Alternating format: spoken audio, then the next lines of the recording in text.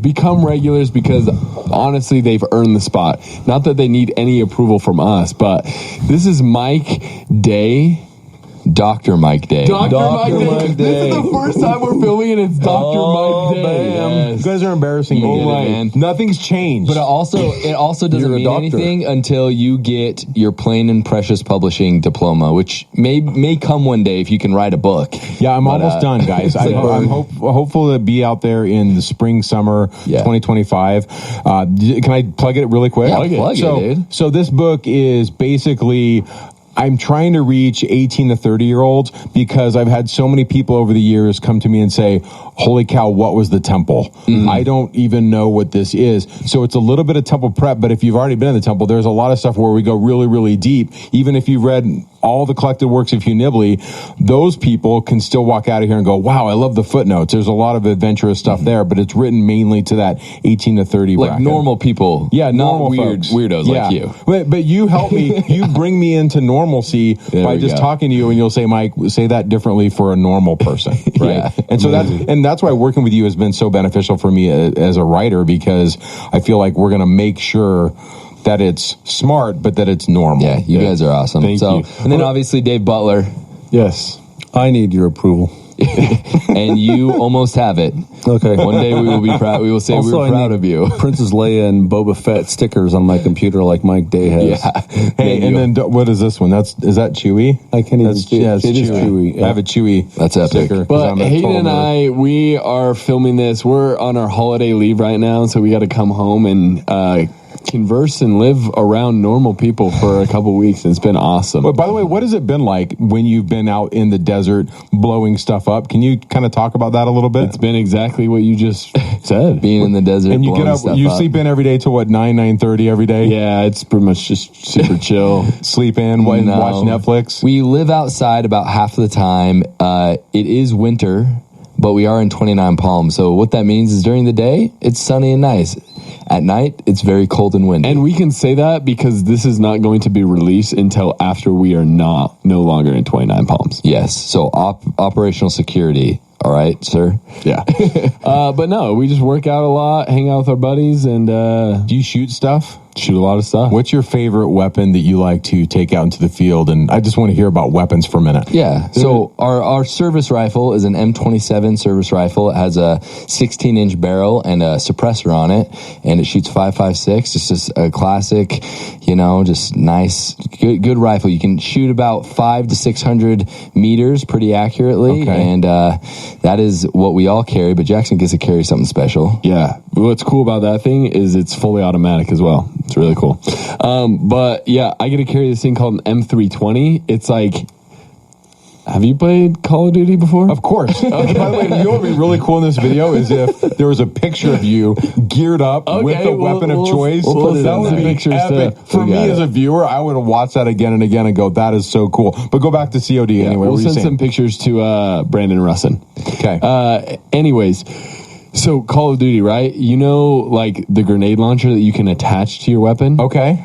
It's no longer attached to your weapon. It's called an M320 now. So it's this thing I carry on my hip.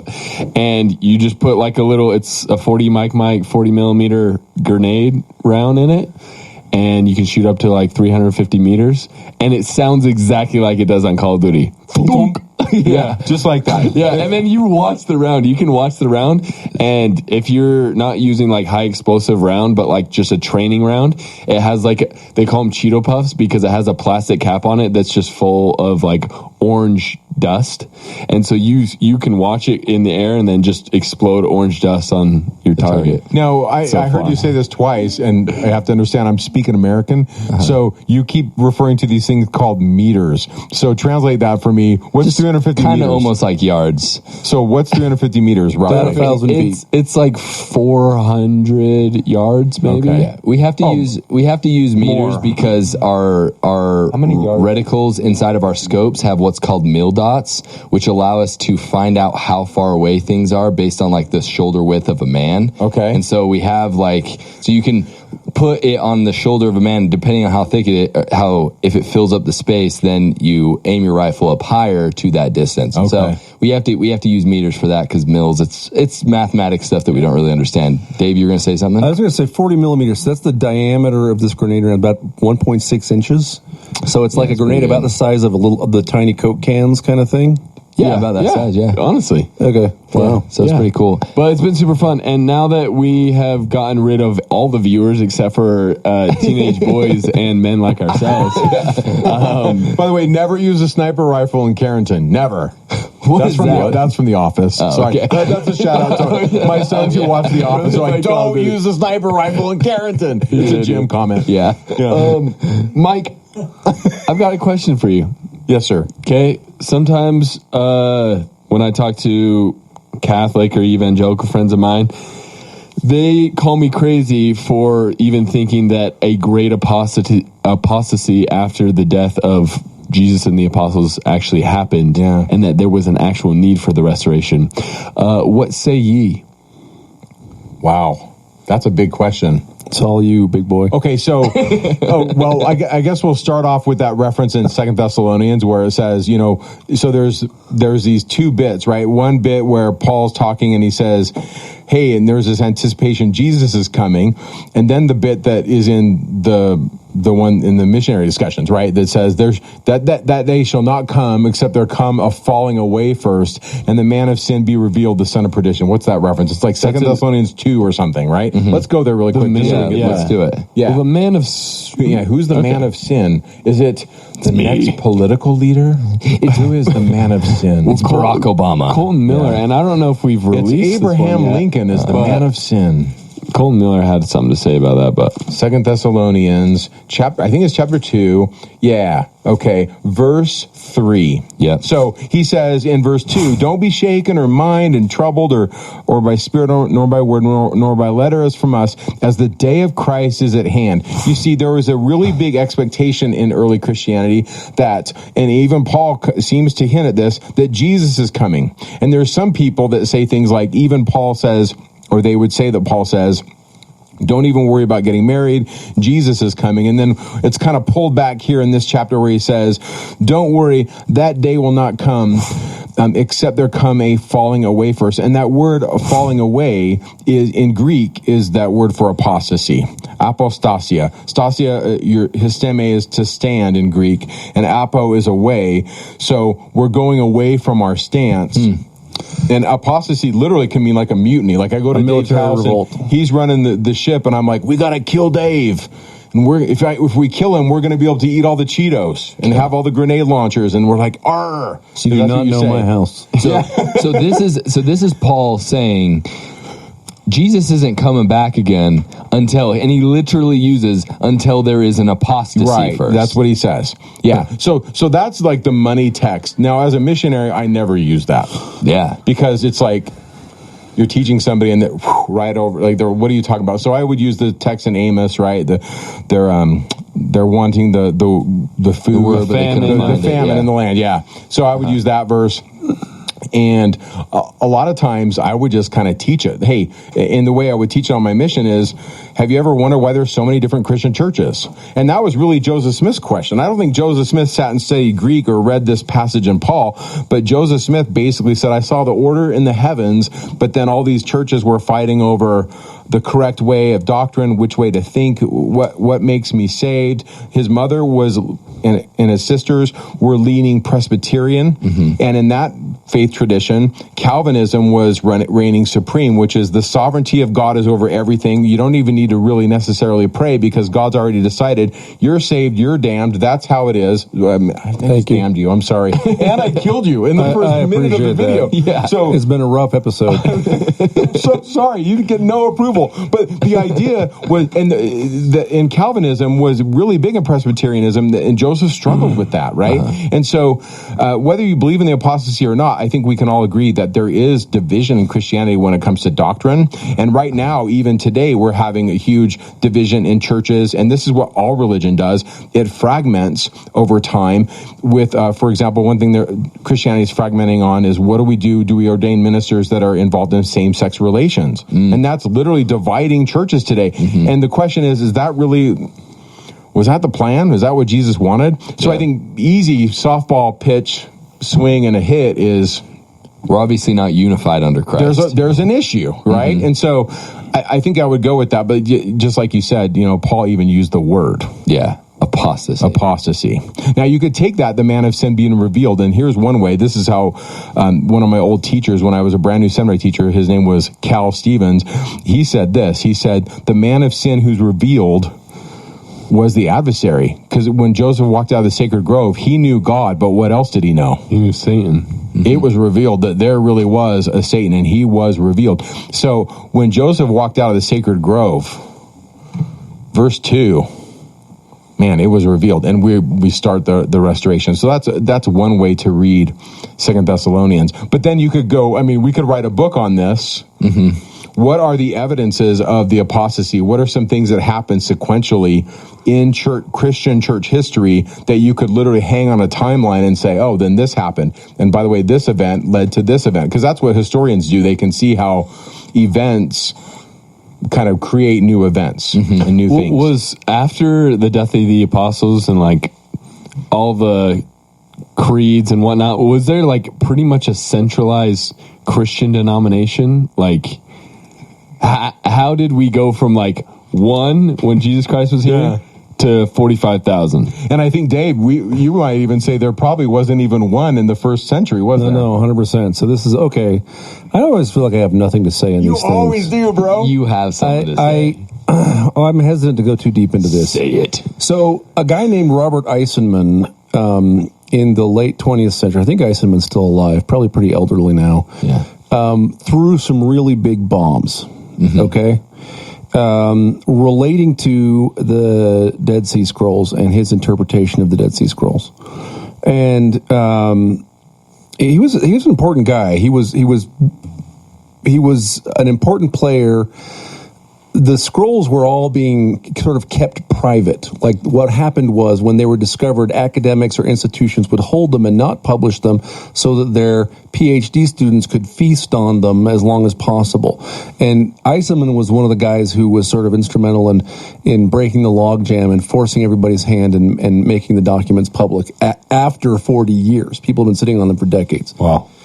His thesis about the Dead Sea Scrolls is radical, okay?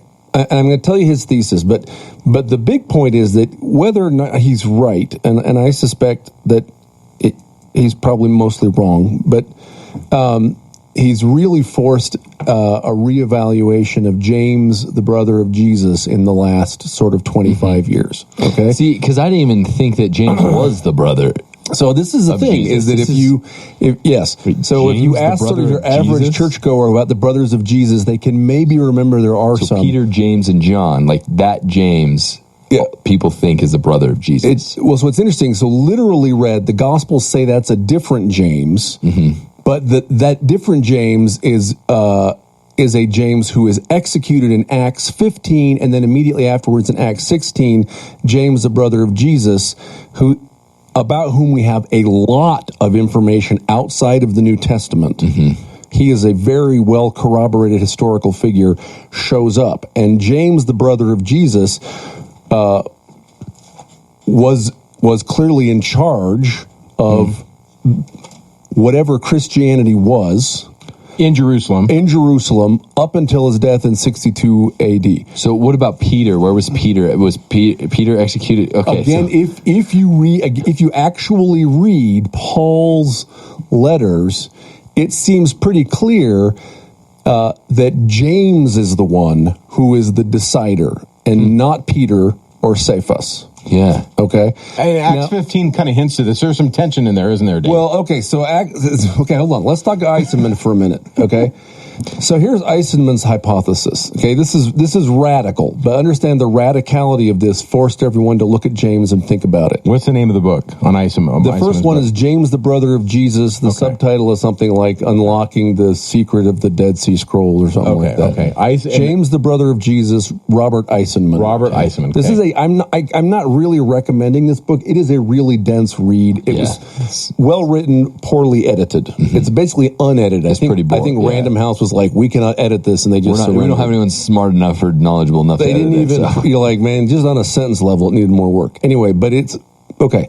Here's the argument: the Christian church, as it appears in the Book of Acts, is a complete fiction.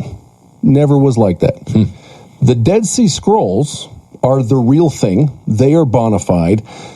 What the picture of Christianity that we have in Acts and in Paul's writings is a fictionalized version of the Dead Sea Scrolls community, who what they really were was very extreme Nazarite Jews. Okay, they were nationalists, they were xenophobic, they were really angry that foreigners were sacrificing in the temple. Okay, so the sort of order of sources. The Dead Sea Scrolls are honest, but we have to understand what they are. The New Testament is telling a lie, but if we sort of read it backwards, we can see what it's really talking about. The Talmud is also telling a lie. It's the other side of the same lie, because the rabbis also hated the Nazarite Jews. Everybody hated them. Okay. Josephus, sometimes lying, but surprisingly true enough that he helps us make sense of the whole thing. Okay? And so his take is, look, after Jesus, and he never really talks about Jesus. His argument is, if we can figure out who James is, then we can like whatever James was, Jesus was, is literally his line. Okay? And he says, and I think this is pretty clearly true from the New Testament. Jesus dies, James takes over. James runs the church for the next 30 years.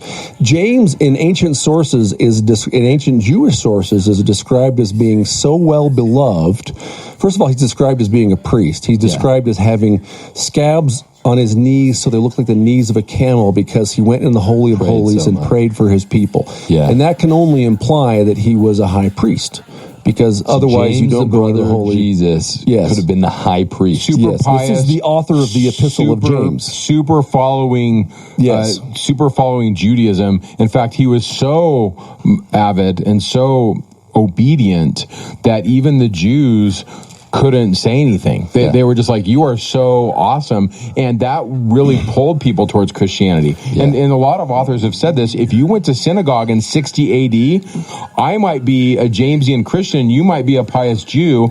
We would disagree on who the Messiah was, but we're both Jewish. So he... Right? Yes. So he seemed to be his Judaism included frequent bathing, not wearing animal fibers, vegetarianism. Okay? And Nazaritism, so you don't cut your vows, hair. Not cutting your hair. That's pretty sick. Making vows with God. So that's all pretty public record. Eisenman's argument was there was no Christianity that we're talking about. Paul invented that as a cloak for James's Nazaritism and for what James had, which is a kind of Judaism. Okay, and so the thing that went out in the world and triumphed is this illusion created by Paul. Now, you don't have to agree with that, but one of the things the New Testament does show is there is tension, and the New Testament does show that bit. So, and it's in Galatians. We can look at it for your audience, because I know some of your viewers are right here going, "Oh my gosh, Dave is a heretic." Some people are sure. I'm sure are like, "What do you mean, James, the brother of Jesus?" Because you ask the average person, the average pew goer, right? Pew, not that pew. Also that pew, and they probably don't know anything about James, right? Real quick, just let me try to wrap my head around what's being said real quick. It is a big radical thesis. Yeah, it's a big We thing. killed Dave. Sorry. Okay, so here we go. So the Dead Sea Scrolls, Josephus, the New Testament, other early Christian writings are all telling different stories. Yes. And so is the New Testament. There is some agreements, but there is more difference than agreements. So it kind of seems like we got to pick one or maybe two and try to synthesize them together. And what you're saying is that there are people that believe, and one of the prevailing theories is that Paul, who went radically from hardcore Jew to something else to what he described as Christianity. Well, the claim is he wasn't a Jew, actually. Eisenman would say really? he wasn't a Jew. For one thing, Paul in the Epistle of Romans says, greet Herodian, my kinsman. Herodian means little Herod. So there's the suggestion that Paul is related to the Herod family. So Paul, which are not Jewish. They were Arabs. They're Idumeans. Yeah. So his argument is Paul is not Jewish. But yes, sorry, you're on the right track. Keep going. Yeah. So, so I guess the point is that I'm seeing so far is that the Bible is not so cut and dry, which is something we have come to that conclusion a trillion times on the Stick of Joseph. Yes. So now the question that we have is, of all of these accounts, how do we make sense of what actually happened? And does the Book of Mormon help with that? You know what I'm always going to say? Restoration I'm always going to use the Book of Mormon to read the Bible. Yes. I'm always going to do that. And so what is the Christianity? The Christianity that is practiced among the Nephites is probably a lot closer. It's not the same Christianity that Paul was practicing in a lot of ways. That's an interesting question. So let me keep going here with Eisenman and stuff. So Eisenman is a radical. He wins adherents, but like basically people don't accept his arguments. He makes them over a series of big books. It's interesting stuff. But what he does force people to do is look at James, the brother of Jesus. And like we get in the last 20 years, a bunch of book-length studies of James, a figure who had been basically completely ignored for the previous 100 years. The last person to look seriously at James was a German theologian named F.C. Bauer. And Bauer had said, hey, I mean, this is back in like 1920s, I think. Bauer had said, hey, you know what? If we look at the New Testament, we have two completely different perspectives on Christianity. There's a Jamesian church and a Paul church, and they argue, and the Paul church seems to win. And everyone said, shut up, you liberal. And he lost the discussion, and his so-called Tübingen school was out of favor for a long time. But sort of the ideas of the Tübingen school are back, and people are saying, actually, yeah, Paul and James so here's what I think is safe to say, okay? Paul and James disagree. By the way, it's a super interesting experience to read the New Testament not starting with the Gospels. Okay?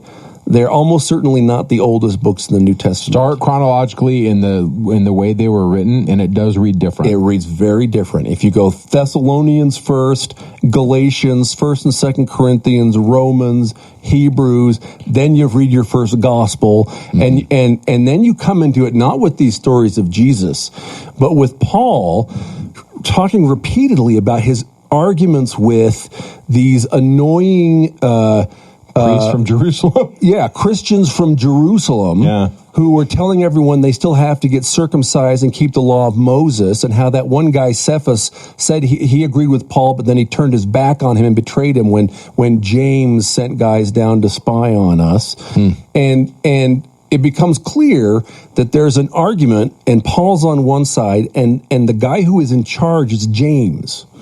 James is he's the bishop. He's the head of the church. Yeah.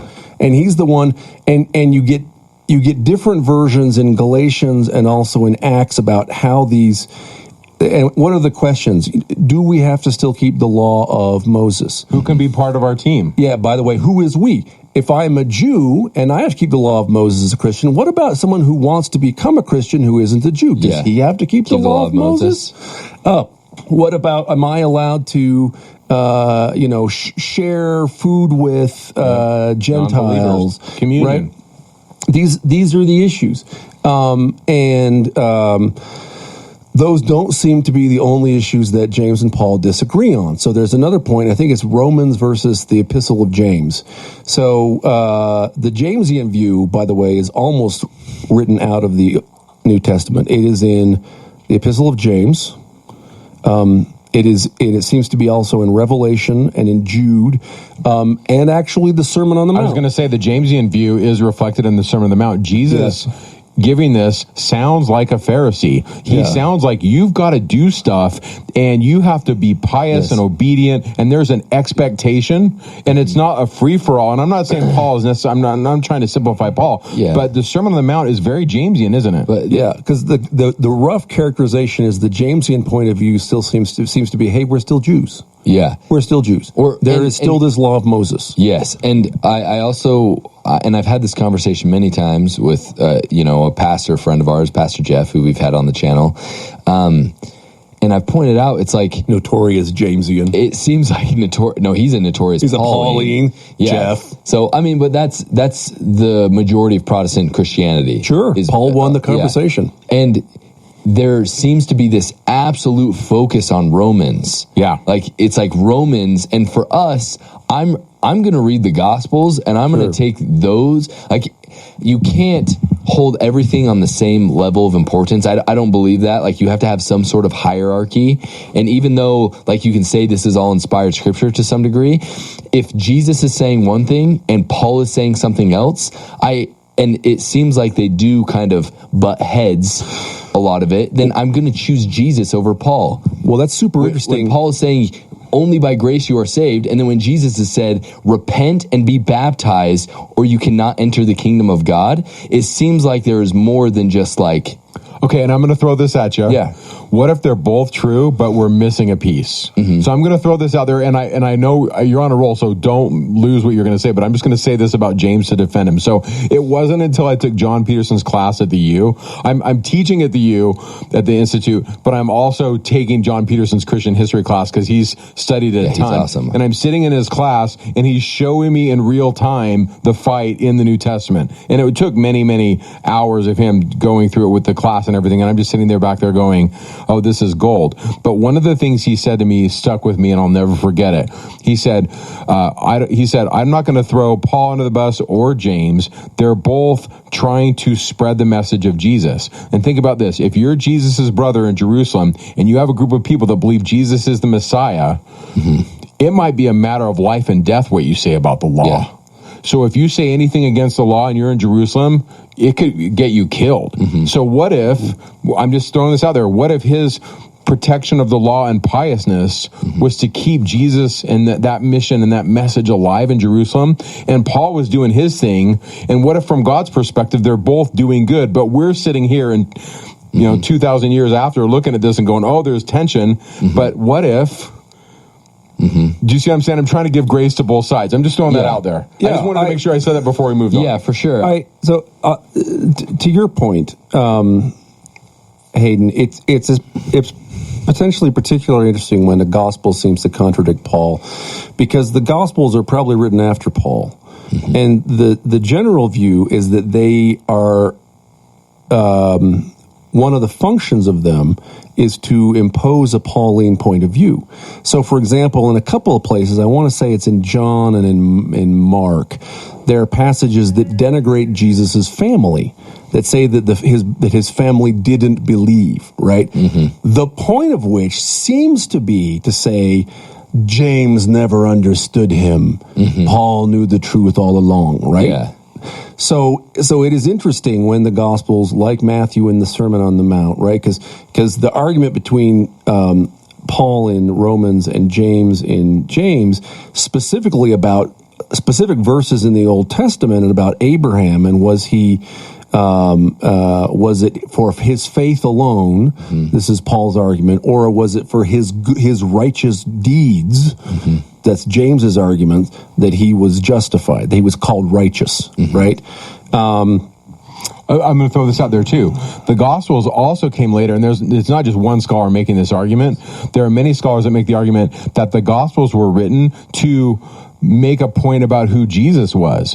So some of the earliest stuff show the human side of Jesus, and there were a group of individuals that believed that Jesus kind of became the Son of God, that he was, in other words, born naturally, but he became endowed with God's power, and he became the Messiah, and he became a son of God, not in the literal sense, but empowered with his Spirit at his baptism.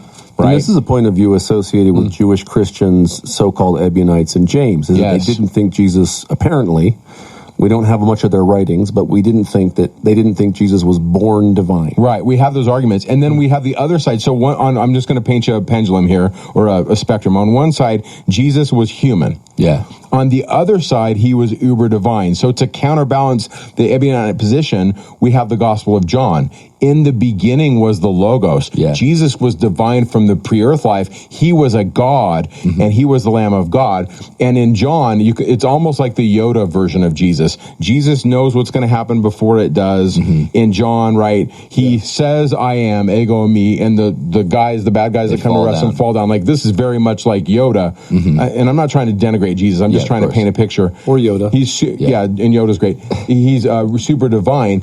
Well, some people took the position Jesus was so divine, he only seemed to suffer because he was God. God can't be slain. He didn't die. So these guys become called Docetus, from the word dokio in Greek, which means to seem. He only seemed to suffer. He was so divine. So on one hand, he was human. On one side, he was so divine. And these groups of Christians existed in the first century in real time. And the Gospels were trying to address those and teach, no, Jesus was divine, you Ebionites, John, but he also bled and sweat and was hungry. And so there we're coming into orthodoxy with all these variant Christianities that are existing in the first 100 years.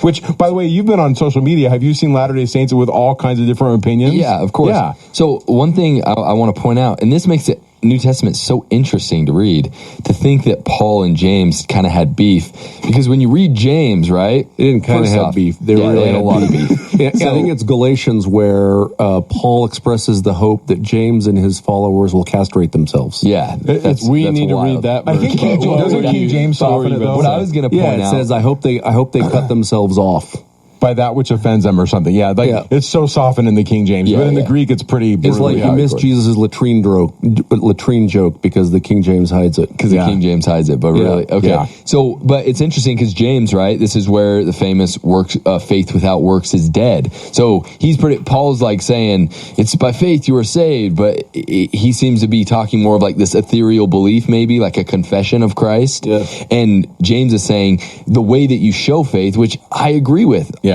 I agree with James. The way that you show faith is through your actions, right? The other thing that's really interesting to point out is that the restoration, at least the way Joseph Smith describes it, starts off in the book of James. It does. Right? And when you read the book of James, and we didn't do that until earlier this year. I remember I got on the phone. I don't remember if it was Mike or Dave, but I just read the whole first chapter, and I was like, bro, this is the temple. Like the whole temple. He's in a it's just absolutely wild. I've learned that once you hang out with Dave, you start to see it, because like I said, once you see it, you can't unsee it. Yeah. So friends, going back to the question that sparked the thing off. I said, how did we go from 1 to 45,000? What I'm getting from what you're saying, they had a hard time getting on the same page from the beginning. Yeah. And let me just say one more thing about that, and then I'll get off, James, so we can talk about Constantine and all that stuff. No, we don't have to talk about Constantine. We do it another time. It's all good. So consider this. So Eisenman, I think, is an atheist, and I think James Tabor is probably also an atheist who's written a couple, three very interesting books on this subject. Yeah. Okay. If you take out the divine perspective, okay, think about this like you're just a secular historian. Yeah. And you go, all right, we have a disagreement. There's, on the one hand, James, who grew up as the brother of Jesus. Now, especially, you don't believe in divine stuff, so you don't think he was immaculately conceived. He's like Jesus' brother or half-brother or something. Like, you grew up with this guy. You knew him all his 30 years of life. You took over his organization and ran it for 30 years, and everyone totally respected you. That guy's on one side of the debate. On the other side of the debate is a guy who was going around killing you, right? Killing your followers at the beginning, and then said, I had a vision.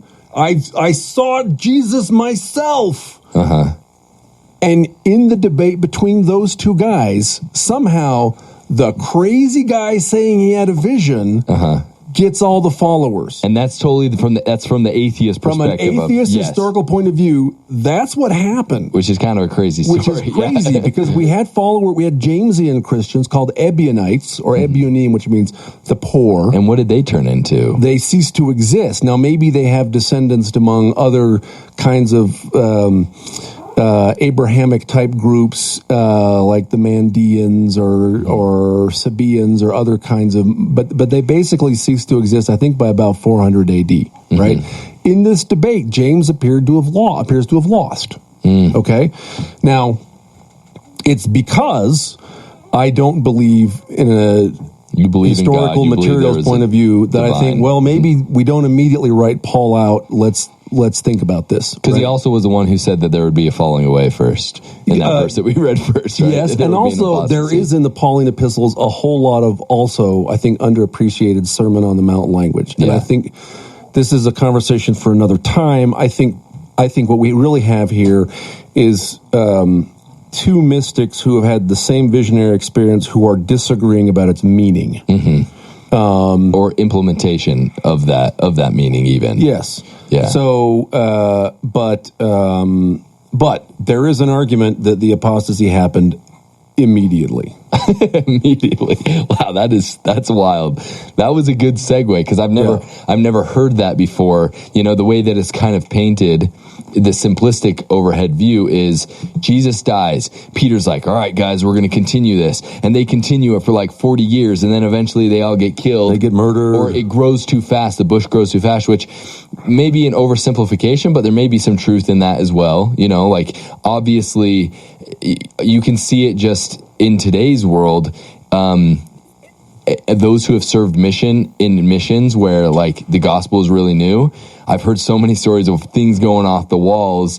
Like they open up a new city, a new branch, and it goes like wildfire. And then all of a sudden, all these crazy things are getting implemented. Everyone's saying poems at the sacrament table and washing their hands with big bowls of water in front of the congregation and gathering healing energy into pots of ricotta cheese to practice Reiki. Yes, for that example. sort of stuff. For example, it sounds like that's something that you experienced. My mission had fun too. Yeah, it's wild stuff. But so I think that is an oversimplification, but there is probably some truth in that as well. So let's say that for some reason it did stay together. Okay. Let's say there was it stayed Unified together. Christianity? Unified Christianity at the beginning. There wasn't. Yeah. Take it away, Mike, and then you got like 25 minutes. Yeah, let's go. Less? Okay, so let's say we don't even have to pretend that. It's already fragmented. How does it even get more fragmented as time goes on? Talk about Constantine. Talk about all of it. We can't really talk about Constantine until we talk about a couple groups of people. Okay. This honestly should be like the Masonry episode. It could be a 5-hour thing. Oh, I honestly. When we get back, let's do. So when I taught seminary, so one of the most powerful experiences I had as a brand new seminary teacher is I sat in this big room with all these teachers, and I was a brand new wet behind the ears seminary teacher. This is up at Weber State University in like 1993. And a teacher stands up and says, listen, you won't really appreciate the restoration till you know why you needed it. And to know why you needed it, you had to know of an apostasy. And he just talked for like 45 minutes and just went really fast. It was a fire hose, and it was before, PowerPoint. And so he had these overheads, and he kept putting a different overhead up, and it just went really fast. And my mind was blown because I realized, oh my gosh, there's an apostasy. You can document it in real time. And then since 1993, so it's been 30 years, I've just been reading over and over stuff because I'm a nerd, right? But one of my favorite books, and anybody can read it, and it's just so awesome. It's by this guy named Shelley. I think his name is Bruce Shelley. It's called Church History in Plain Language. I have that book. It is so good. Mark Peterson recommended it because I took that same class while you were taking a class. I remember sitting next to you in some of those classes. It was awesome, right? Yeah. And the cool thing about it is it's on audio and it's totally in plain language. It's one of my favorite ways to read is when someone has really good ideas, but they can explain it in plain language. And obviously Bruce Shelley Kelly's point isn't necessarily that there was an apostasy, but he shows you historically what happened to the early Christian church. And then, I've spent years I've read every book by Bart Ehrman on the subject, and Bart doesn't necessarily believe in Jesus, but one of the things he points out is that the Gospels are putting out fires. There's all this disunity, and in his view, almost all Scripture, or all of it, is a polemic. It's an attack. Oh, you said you don't like Cane's chicken, and I like Chick-fil-A. Well, I'm going to write about that. Yeah. And so that's what they did. So after the apostles died, it's just diss tracks. That's all the scriptures diss tracks are. over and over. I mean, but the first vision is a diss track. Their creeds, waka waka waka.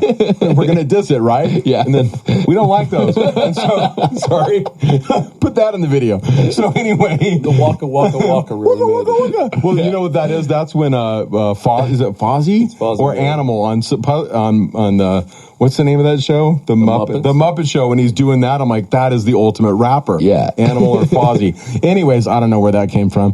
But Waka waka waka. Waka, is waka, waka. definitely the sound that Fozzie Bear makes. I love Fozzie Bear. Waka waka waka. Yes. Okay. So back on it. Okay. So you have the apostles. These guys know Jesus. Yeah. But then what about the dudes and the ladies who know the people that knew Jesus, like the next gen, right? And those people are called the Apostolic Fathers. And they're a group of people that walk around and say things like, hey, John baptized me. And so I know John, and I'm going to carry on the tradition. And one of the things historians will say is, if you want to know about Dave, don't read about Dave from hundreds of years later, but the closest you can get to the source of somebody who knew him and wrote about him, the closer you can get, the closer you are. But how many people knew Dave, and what did all those people write about him? Like, that's the question, because there's a lot of people that know Dave, and there's people that hate you. Some of them sued him. Nobody cannot like you, Dave. And here's Believe me, some people can. Yeah, Here's an interesting At least thought. one person married him, like Great chagrin. yeah. Here's an interesting thought as well, is like over half the New Testament is written by a guy that by all accounts didn't walk with Jesus. Right. Well, he's alive. And I don't mean to throw a curveball and get everybody in the comment he's section alive. hating me. Yeah. And I'm not saying I believe this, but what I'm about to say is there's evidence for this. And so I'm just looking at stuff. Don't shoot the messenger.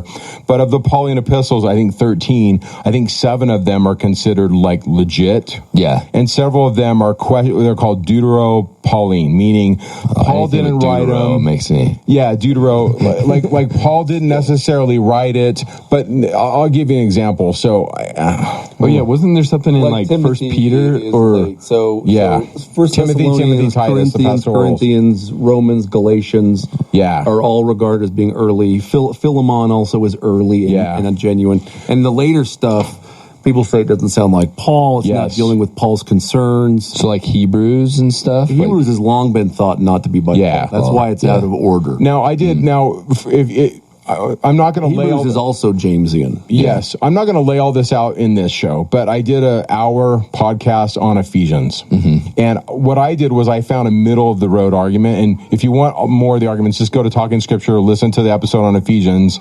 That's my shameless plug for it. Yeah, but basically what we have in Ephesians is, in my opinion, a lot of Pauline bits and discourses that were later put together after Paul's long gone and put out to the Ephesians as a general letter. One of the reasons why we know this is because some of the manuscripts don't say I'm writing to the Ephesians. It's kind of like a general circulatory letter. It's also very temple-esque.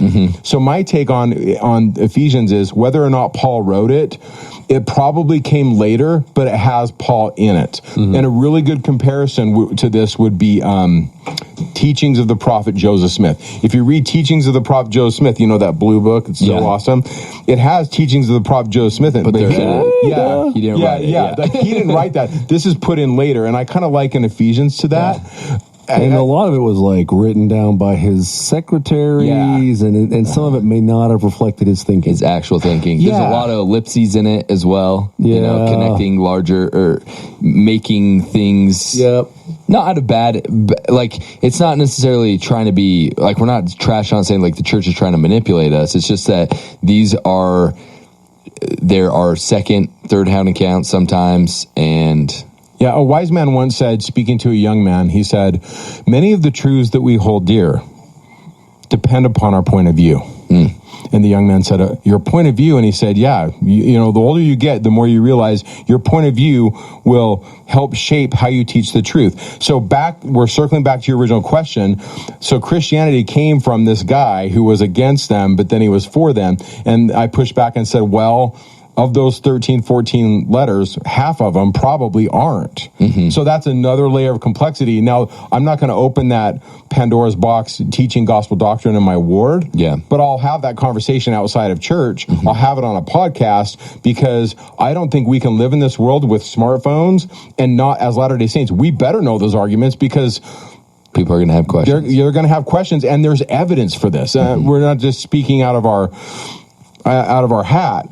Now, the evidence is more than for maybe this show, but just know that these texts are pushing against these other Christianities. It's almost like whack-a-mole. We're trying, we got to get rid of, I call him Cerinthius, but I think his name's Corinthius. We got to get rid of the view that Jesus only seemed to exist. We got to get rid of the view that Jesus was just immortal. We've got to get rid of the view that you have to live the law of Moses. Oh, you foolish Galatians.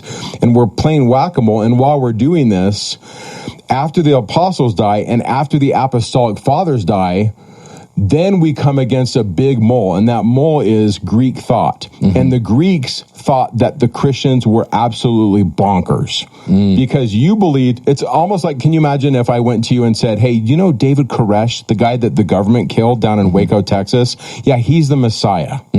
Like, if you said that to anybody in America in our time, what would they say to you? Yeah, they'd be like, that's wild. You're crazy. Well, that's how it sounded. If I walk up to you as a Greek and I'm like, well, there's this guy, the Romans crucified him and he rose again, and he's the Messiah. And then you would say, well, where is he if he rose again? Well, he ascended into heaven. And so the next group of individuals after the apostolic fathers are what are called the apologists. And it doesn't mean they're apologizing for Christianity. What they're doing is defending trying to make arguments, but in making arguments, they kind of change the story a little. Yeah, so one of the big arguments that one of these guys came up with, and there were a bunch of them, and I've got a list here. Because what did the Greeks think was so crazy? Because they had corporeal gods, right, that they worshipped, but was it more like they didn't actually believe they were real? And the fact that they were saying that God actually took on a corporeal body and that they met him, and it was like within the last 150, 200 years. Was that what was crazy to him? Okay. So 350-ish BC, I don't know, pull it up on the internet. A dude by the name of Aristotle. Yeah. Coined the term the unmoving mover. And the idea behind the unmoving mover, and this is, we're back to Socrates and Plato, what is the good, what is the true? Aristotle and other Greek thinkers believed that there was an absolute truth, and there was a mover that moved things, but that it didn't move. And it was like pure nous, pure mind, pure essence. Yeah. Okay. I'm not going to answer whether or not the Greeks believed in the corporeal gods. These are questions I would ask my classics professors all the time. Do they really believe in Zeus? Do they really think, that so-and-so sprouted out of so-and-so's head? Yeah. And my Greek teachers would always say, Mike, why are you asking this? Like, we don't know. These were myths that were told, and these were plays that they saw enacted. But whether or not your average Greek believed, I guess you'd have to talk to the Greek. Or it was more like a Marvel. It was like their Marvel Avengers. Right, yeah. Don't you think it rather depends on what Greek you're talking to, though? I mean, there's a big difference between an urban elite, like a Socrates or something, and like a farmer out in the Peloponnesus. Yeah. But one of the things that the thinkers, that the apologists are engaging with, the Greek thinkers, the ones that are writing, they're saying Christianity is foolish. And so the apologists, to basically pull their trap card or their draw four Uno card or whatever game you're playing, is they would say, well, do you know Aristotle in the unmoving mover?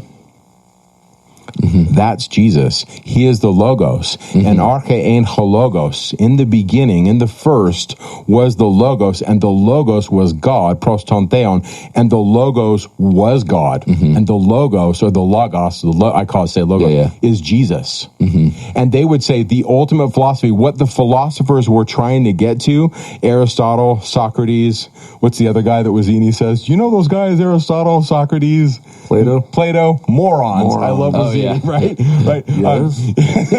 Morons. What does he say again? Is it inconceivable? Inconceivable. Yeah. Never get involved in a land war in Asia. Yeah. Sorry, random. Anyways. Princess Bride, for those who don't know. Anyways, the apologist concept was, and they really did write this, is they said the unmoving mover is Jesus. Now, you might be able to start seeing where this can be a problem. One of the things the unmoving mover was he wasn't embodied. Mm-hmm. And so there was a big question in like the 200s, 150 AD to 250, one of the questions was, what do we do with the Logos doctrine and an embodied God? And then it bred all kinds of other questions. The Trinity, that's where they have to figure out how can he be the unmoving mover that is disembodied while also being an embodied God. Super challenging. And so that's kind of where these ideas and these creeds, why they have these councils. You can chart them, like I said in my class, because what I did was I literally take a piece of yarn and I take it all the way across the wall, and I take days, and we go through, and it takes me a couple hours to just get to 250 to 300 AD. Mm-hmm. And if you remember in John's class, we never even got to 300 AD. No, in the entire semester. Like so early. Yeah. So there's a lot of moving pieces, but I'm giving big picture for the sake of this video. But like I said, we could write a book. In fact, I'd love to write a book on just the events, and every chapter is a new bit for Latter-day Saints, so we kind of wrap our brains around it. But one of the ideas was, okay, he's the Logos, he's the unmoving mover, he's everywhere, but he's nowhere. And then other Christians started to push back and say, okay, but what essence is he made out of? Is he homoousios, which is like the same substance? Is he homoousios with the little iota in there, meaning the Father and the Son are like substance, but they're not necessarily same? What do we do with them as persons? These conversations are happening right around 290 to 320, and they're coming out of conversations that previous Christians had, and these Christians are known as the apologists. Yeah. So remember that the Jews already looked weird to Greek civilization. Yeah. Right? Greek civilization in which you idealize the human body and you would go compete naked in athletic contests, right? Mm-hmm. And when the Jewish upper classes under the Seleucids tried to Hellenize and engage in that kind of behavior, they so enraged the fundamentalist population of their country, right? That they drove the Seleucids right out. They ran around. The rise of the Hasmoneans is not, in the first instance, pushing back against the foreigners. It's killing all of the Jews who went around and refused to get circumcised so they could compete naked in the athletic Greek games, right? So the Jews were already like, there's something wrong with you people, right? Yeah. You're little weird desert people. You're backward. You're not part of the great cosmopolitan civilization. Now, out of that comes a spin-off where here's this group. What do they idealize? A criminal, who dies broken on the cross. That's how we look to them. And what are the great virtues he's teaching his followers to perform? Are they being taught to be bold or noble or generous? No, humble. Pray for your enemies. To not resist. What kind of idiotic religion is this? Yes. Right. In fact, some of the was it Celsus? Who wrote against Celsus? I'm trying to remember. Is it Origen? Is Origen? Yeah, Origen in 185. He lived from 185 to 251. Yeah. Origen writes against Celsus, and I think one of Celsus's, if I remember right, one of his accusations against the Christians was, this is a religion for weak people, women, and children. Yeah. And there was some truth to that. Kind of Nietzsche's point, too. Yeah. And it's on. Yeah. Now, and I can't remember necessarily if it was Celsus, but the point was, Origen wrote against Celsus. He also wrote on First Principles, and your audience can read these on the internet for free, translated in English. And you can read his arguments. Now, some of these early apologists had a lot of things right. Mm-hmm. Some of them, for example, believed in a pre-existence. Some of them believed in the idea of, some of them have temple theology in their stuff, actually. Yeah. Some of the early Christians. And many of them believed in a God that was embodied and that there was a Father and a Son. Many of them. But then as we start to to embrace Greek philosophy and this idea of this, what's called the Logos doctrine or the unmoving mover, by embracing those ideas and whacking that mole with that hammer, we're picking up the wrong hammer. Because now we've lost the unembodied God, our inheritance as divine sons and daughters of God, and we've embraced the very thing that's going to be their undoing. Because once we take the Logos doctrine all the way, or the unmoving mover concept all the way, we get into some of these Trinitarian concepts, maybe not necessarily at Nicaea, where they say homoousios, same substance. I think the seeds are there, but later councils where it becomes stated that he's unknowable, without body parts or passions. When we're in that realm, I think that we're way off course. McConkie, not Joseph Fielding, but Bruce and McConkie, and I can't remember, maybe it was Joseph, I can't remember, said in his mind, by the time we're at Nicaea, the apostasy is fully there. And in his view, I think it was Joseph Fielding that wrote this, the reason why it's fully there isn't necessarily on the doctrine on Nicaea religiously, but that we've married imperial power with religion. Once you've married imperial power to religion, now all manner of corruption can take place. And in this book I'm reading called Babylon, that's the great whore. Is government. We talked a lot about that earlier today. I'm trying to remember the name of this guy, but I'm doing this book right now called The Jesus Wars, and I can't read that. What's his name? Jenkins? So old. I know I'm old. Philip Jenkins is writing this book called The Jesus Wars, and he literally says in his book, he says, once we marry imperial power to Christianity, the leaders of Christianity make the Sopranos look weak. The Sopranos in the show, which is R-rated, about mobsters. In other words, they become... Thank you. I wouldn't have known the other one. Hitmen, I'm not saying to go watch R-rated shows. Never heard of it. I'm just quoting this guy. I haven't watched it, but the idea is that they're killing people because you believe the wrong thing. And so when somebody on the internet says you're not Christian, you're worshiping a different Jesus, that is light stuff compared to what these guys do. So from my point of view, I want to highlight 2 points you've made. Okay, because I think it kind of tells the whole story. One, why is the New Testament written anyway? Because from the beginning, there is massive disagreement. Bingo. From the beginning. That's why the books are written, right? So from the first years, we have differing ideas about Jesus. Well, they can't all be right, right?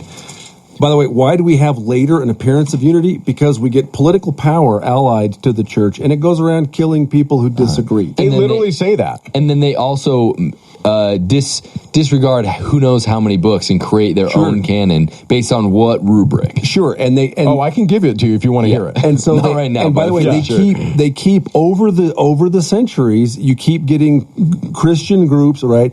Whether it's the Gnostics or it's the Bogomils or it's the Cathars. What? You disagree?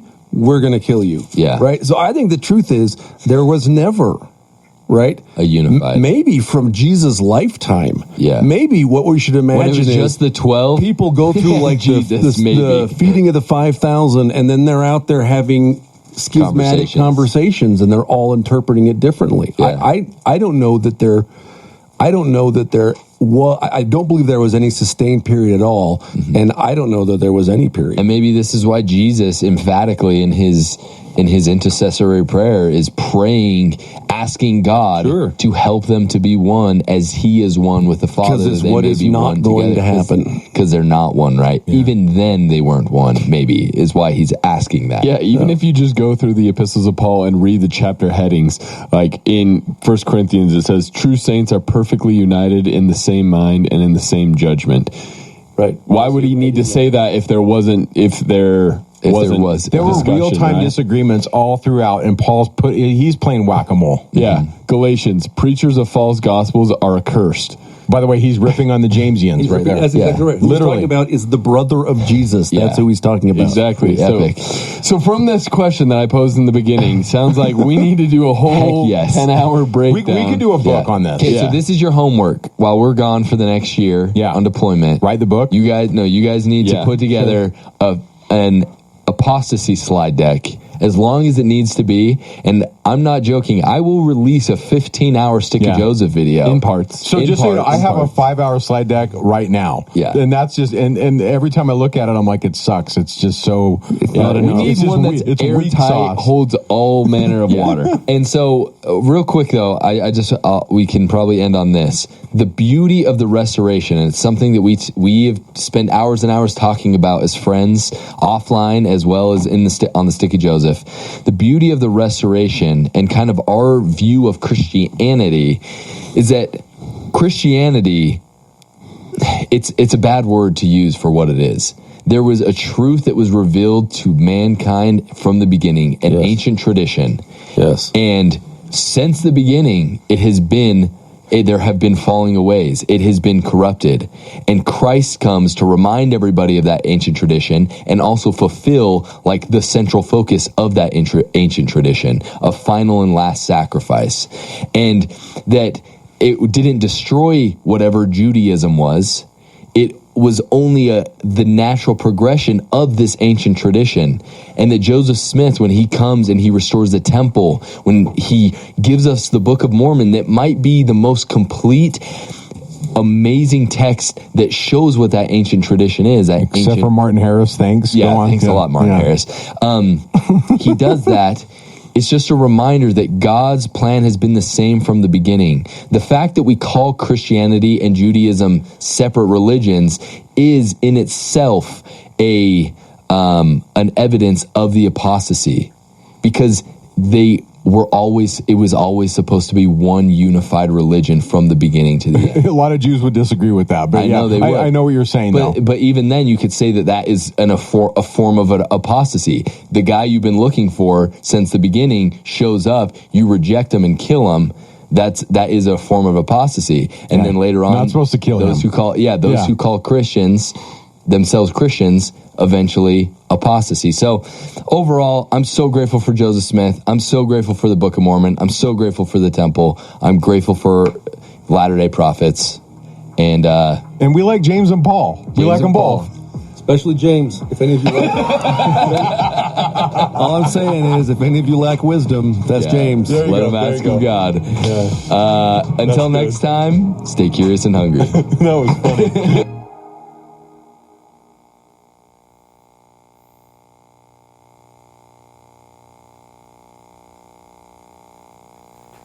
We all know